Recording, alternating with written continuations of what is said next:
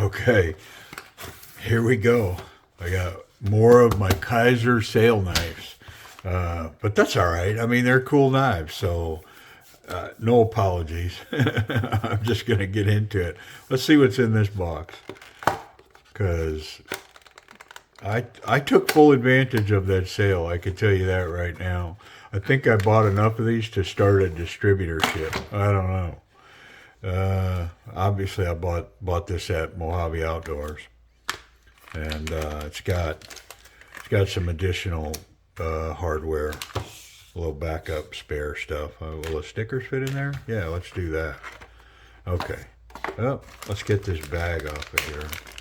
So this is the KIZER Original, and man, it's been out there for a while and has a lot of like good feedback, been spoken of in positive lights. And so, the shape of it and things that go on with it kind of puts it on my radar and says, that might be something I want, but not enough to overcome any price objections. So during the sale, of course, I'm just scanning Mojave and KIZER's website and other places, looking for availability and price numbers that match maybe some knives that I'd be interested in owning. And so this was one of them. It's a KIZER Original in black copper. So it's got copper scales, so pretty hefty. And without further ado, let's get in there. Okay. So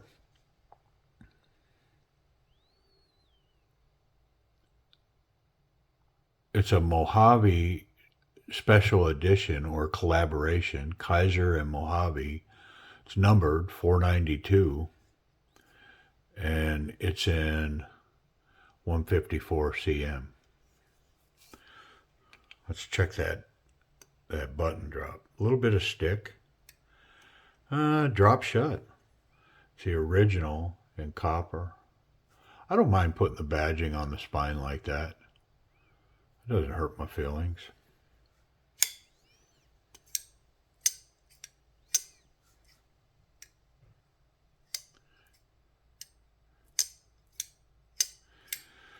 It's clearly a timing issue.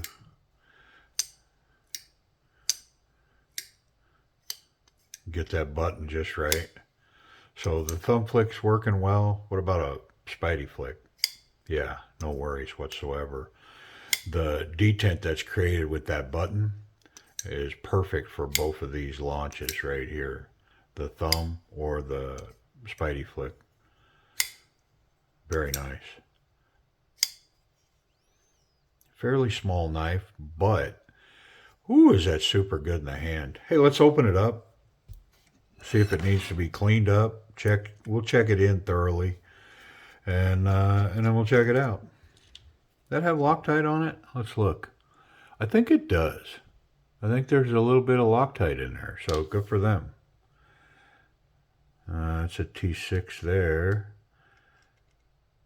and a T6, and a T6. Bunch of T6s back here. I'm not sure what this one's for. It's holding the button mechanism by the looks of it. Well, keep going, man. Sitting there talking about it. Let's get in it.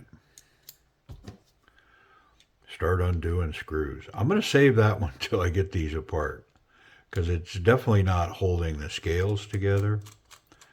The handle. I think there's Loctite on that screw. So that's a good thing. A little bit of Loctite on everything. This should come apart now. Let's see if it does. Take tension off of that blade. Yep. Spring tried to pop out of there. Definitely not going to mess with the length of that spring because everything seemed to be running really well. So that other screw that I noticed is holding this insert in that's a metal insert versus the copper alloy. And it's got a couple of inserts here that have been press fitted. Those are press fittings. See them? See the gear-like serrations on the outside? That's because that's pressed in there for these pocket screw, the clip screws to screw into. The pocket clip is recessed with recessed screws. So pretty nice. But yeah, they press fitted that because trying to put screws into this copper and make them hold, it's not a good idea because that copper's so soft. But yeah, so that's smart with this metal liner insert. Pretty cool. Seems kind of void of lubrication in there. So maybe we can improve it. Pretty nice. I think I'm going to polish that real quick. Won't take but a second over here on my wheel with like a 10,000 grit belt. So it's not really removing material. It's just polishing. But let's go ahead and clean all this up. There's some debris here. There it is. Yeah, I mean, you know, there's stuff in there. So let's get it out. And of course, I've mentioned it before, when I see stuff, it makes me excited because I think ultimately when I'm done, the already good action is just going to be better action. And that's a good thing. I do like how they removed the coating where the bearings are going to run. So smart. And yet, we had a knife recently that I featured on the channel that did not. And so the bearings are just going to have to continue to grind through that coating until it's gone and they've created a smooth surface against the metal. So this is a good idea to clear that off so the bearings don't have to cut their way through that coating. Let's see. This is kind of oily. Let's clean it up. And the bearings.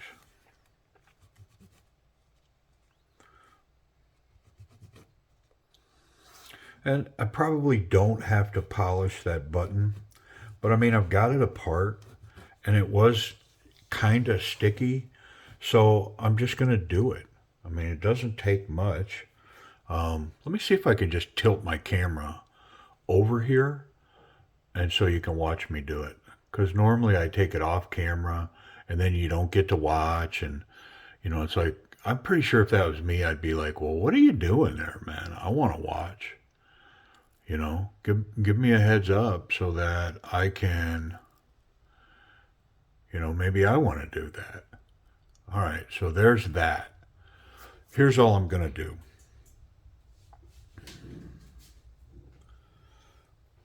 I've got this really fine belt on here, and I'm just going to take the button, the part that the knife rides against here, and I'm going to polish that up. I'm just going to run it on this belt, and it'll polish it up.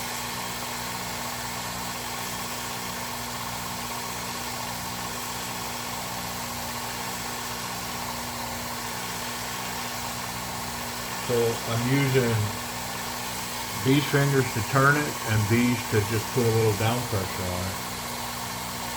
And of course, if you went too crazy, it probably would get hot.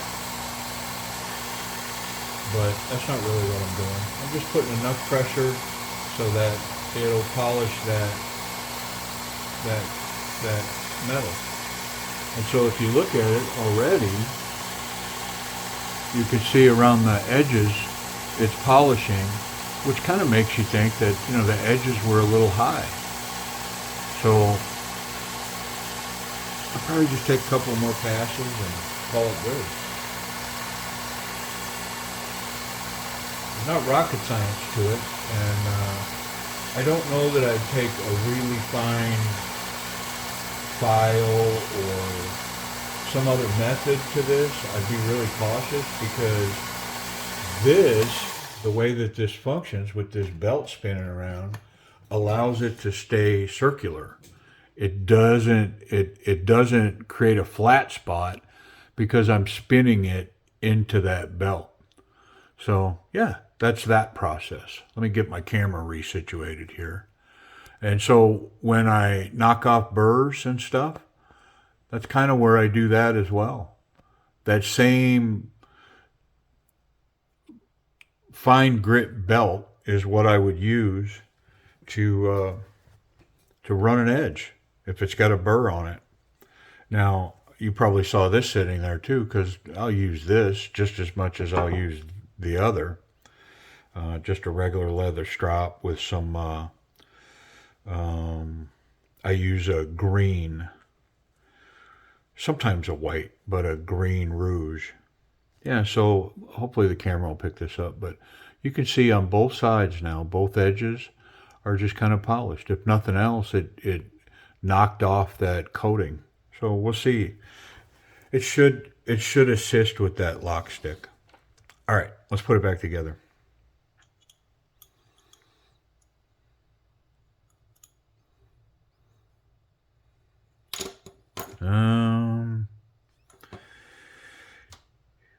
Yeah, I think I'm gonna start on this other side.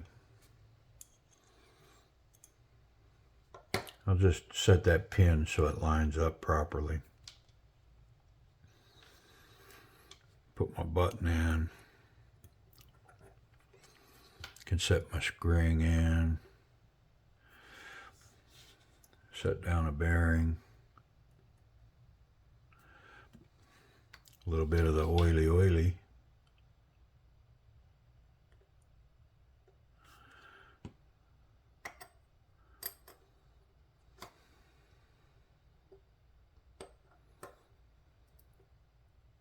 Here we go.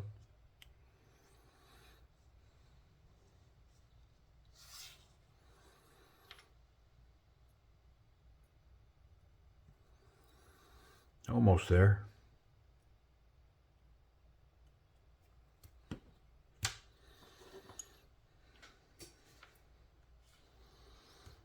I'm going to turn this just a little bit, like so. Let's get that spring to fall in place inside that hole. There we go. And I think I'm rotated properly where that should fit. There it is. Yeah. Wasn't too hard. Wrong screwdriver. Take it easy, man. Calm down. Step away from the screw. All right, here we go. Yeah, definitely got some Loctite in there. I like it. Okay. These two are the same.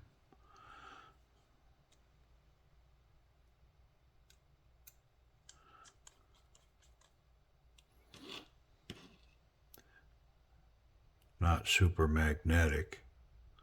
I don't know if that's the coating on them or the quality of the metal.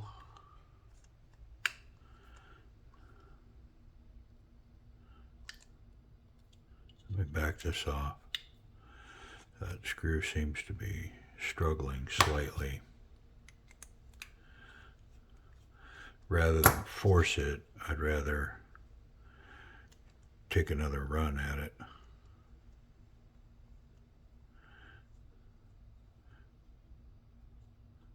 Now the other side's spinning on me.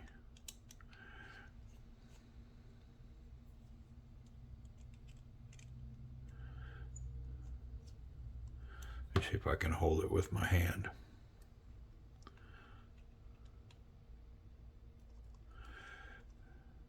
Nope, we're gonna have to bring in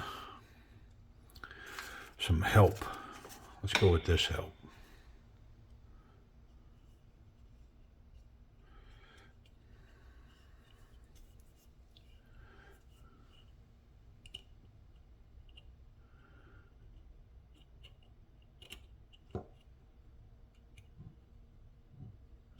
There we go.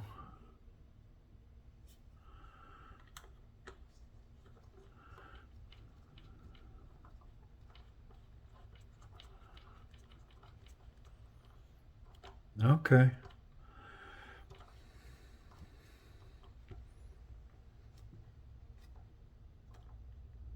That definitely worked better than what I had the first time going. So we'll get that next one forward.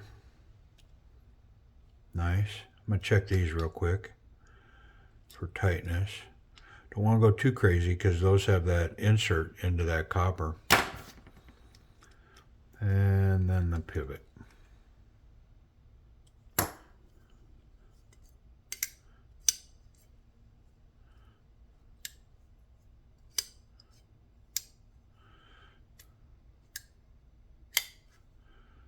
See how tight I am.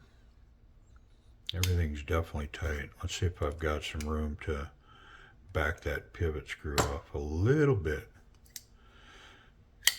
Yeah, I definitely did. Let's see if it's tight. Yep. Yep.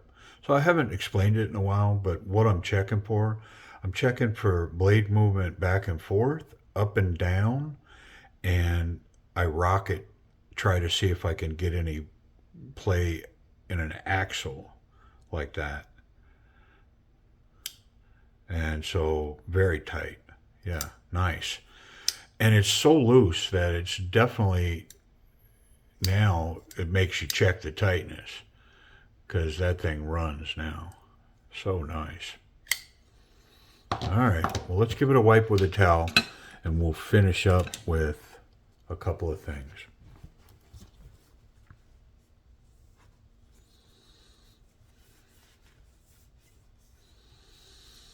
So definitely a smaller pocket knife. It is not a large knife by any means. It's not even, it's not a tiny knife. Maybe it's a medium-sized knife, medium to small. The action is really good. Definitely didn't hurt it to oil it and, take it apart and clean it and oil it. Yeah, this thing's super snappy now. Drops shut with that button. There's no detent lash. I mean, I can tell just by feeling it, like this thing's not moving at all. I'd like to see how the detent works when I go closed. Yeah, just pops it right in there. Grip. So this thing is so comfortable in hand, and maybe this is one of the reasons why this is a popular knife, because this grip, like right here, it's a 3-finger grip. It's my pinky's kind of coming off there, and so this isn't a very positive grip. But this up here with the finger up in this area choked up, and so this finger is really relying on that finger cutout. This grip right here is phenomenal. Yeah, this is super confident. I mean, would I intentionally carry this for self-defense? No, but if I had to pull this out of my pocket, this tucks into my palm, so I'm able to control any kind of resistance I run into. Yeah, just what a nice little controlled, that choil, a ton of control where that's at. And with these copper scales, I don't know about the other scales, but everything is smoothed off really nice. The pocket clip is completely disappears when gripped. Yeah, it's way back here where it belongs, and it's gone. Yeah, I don't even know that it's there. So let's check that pocket clip. I mean, what a cool little pocket knife. Definitely going to make me want to put it in my pocket. This one's going to get some pocket time. I mean, I'll wait till I'm done with the review, but so far, everything I like, everything about it makes me want to carry it. It's just a little, especially in a pair of shorts or something. Now the pocket clip in this big stitch, I'm gonna call this a no-go. If I got to fight that hard to get it in my pocket, there it goes. It's just the tension, like the pocket clip and the design itself. lends itself to go in smoothly, especially against that smooth copper scale. But it's so thick, it's having a hard time getting under this lip of the clip right here. Pretty hidden. I mean, hardly anything sticking above even. Very deep carry. Easy out. It's just a matter of getting it under that initially. And once it's under there, then it goes home easy. So in a regular size pair of jeans with a hem seam, I think this is going to ride wonderfully. Yeah. Just one-handed in, one-handed out. So the rare occasion on some super heavy-duty pants, it's going to take more than just a one hand. But it'll run, and once you're in there, it's golden. So yeah, I like the pocket clip. What about cut? Think it's sharp? It looks sharp. Yeah, I like the shape of this blade. It's pretty cool. All right, is it sharp?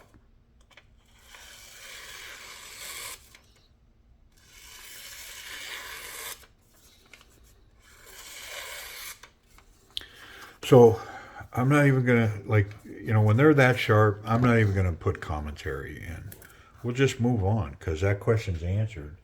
And if you're watching this and you still have questions about whether it's sharp, I guess you could post them, but I'm not sure what else I could do to illustrate how sharp that is out of the box. It's pretty sharp. It would definitely shave hair if I run this against hair. It's just plucking them. I don't know if you can see that, but it'll just pluck those hairs right off. No doubt. You could shave with this. And probably a pretty close shave because it's wicked sharp. The weight of this, I don't know the actual weight, but I mean, it's not 5 ounces. But for this small of a knife, that copper adds some substance to this, and I really like it. Safety. Can we touch that blade? Nah, no chance. No chance. What about the tip? Ooh, come on. Don't let me get it. Yeah, no, it's back far enough. It's in there. So safety, I mean, the back's a pass, the tip's a pass. I'm going to pass that pocket clip. To me, it's good. Price and availability. They are currently about $89 for this copper version on Amazon, which I believe those are Mojave Outdoor knives. They're just letting Amazon supply them. They're selling them through Amazon. The copper one actually on the KIZER site is not available, or the Mojave site, but I believe they're selling it on Amazon. So it's about $89. Sometimes you can catch it with a coupon. You got to watch Amazon for those coupons, man. I like those coupons. And you may get a 5, 10, 15, 20% off coupon that makes this even more affordable. The aluminum scale one is quite a bit lighter. I think they're currently around $99, $95. They're a little more. I guess having a lighter knife is more expensive. I don't know. I like the heft of this one, me personally. It's not like it's heavy, it's just, it's got some substance to it. I like it. During the sale, I was able to get this for half of that. So I was in the low 40s on this during that sale. So yeah, for that price, now you see why I have so many of these, because the prices that these were going at, and if you missed that sale, man, the next time a sale like that comes through, I'm definitely going to interrupt all my programming. I'll run a video. I'll pull one of these knives out and go, hey, guess what? There's a sale coming for 10 days on these knives at Mojave Outdoors or whatever, and try to give you all a heads up. So anyways, there is the KIZER Original in black copper. 154 cm steel. Pretty nice knife. I appreciate you watching.